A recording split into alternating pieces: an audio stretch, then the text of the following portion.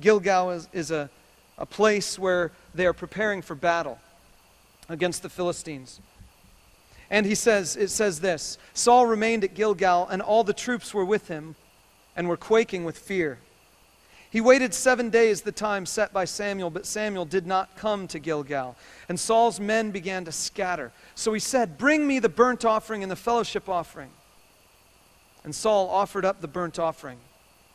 Just as he finished making the offering, Samuel arrived, and Saul went out to greet him. "What have you done?" asked Samuel.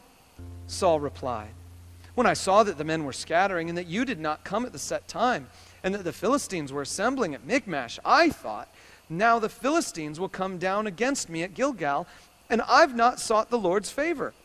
So I felt compelled to offer the burnt offering." "You acted foolishly," Samuel said. "You have not kept the command the Lord your God gave you. If you had, he would have established your kingdom over Israel for all time.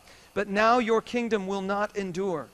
The Lord has sought out a man after his own heart and appointed him leader of his people, because you have not kept the Lord's command."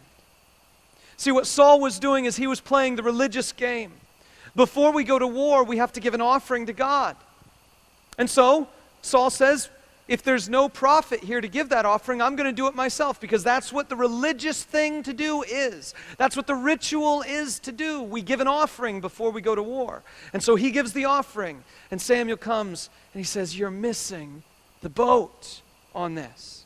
It's not about doing the ritual, it's about obeying the God behind it." And God said, "Wait.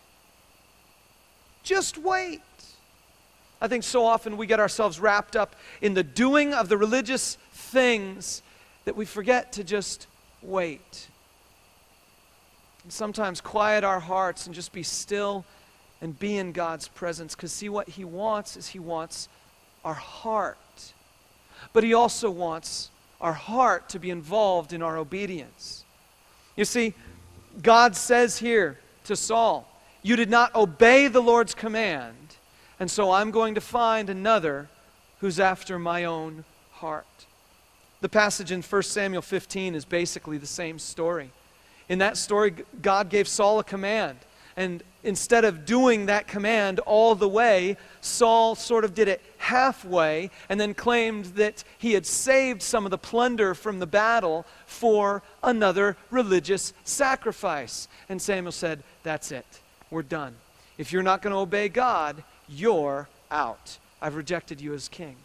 See, God cares about our obedience. Not about our ritual, but about our obedience, about getting our heart involved in loving what God has asked us to do and doing it. In Psalm 51, David encounters the realization of his own depth of sin. It's the psalm that he wrote after he was caught in an affair with a lady named Bathsheba. He says, "Have mercy on me, O God. According to your unfailing love, according to your great compassion, blot out my transgressions. Surely I was sinful at birth, sinful from the time my mother conceived me. You desire truth in the inner parts. You teach me wisdom in the inmost place." At the very end of this psalm, he says, "You do not delight in sacrifice, or I would bring it. You do not take pleasure in burnt offerings. The sacrifices of God are a broken spirit, a broken and contrite heart. O God, you will not despise." God wants our obedience, but he doesn't want blind acceptance of some ritual. When God says about our money, "Give me your first 10%, he's not saying, "Just do this ritual." He's saying, "I want to give you joy through something you wouldn't have expected." When God says, "Set aside a day in your week for me," he's not doing that because he wants your blind ritualistic obedience to it. He's saying, "I want to offer you something that will bring joy into your life."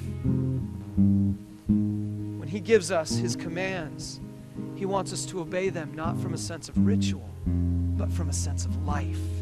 Get our hearts into it. Sometimes it takes being like David, a little bit broken, to recognize what obedience really is like. So I've asked Alex to sing us another song to get us thinking about that.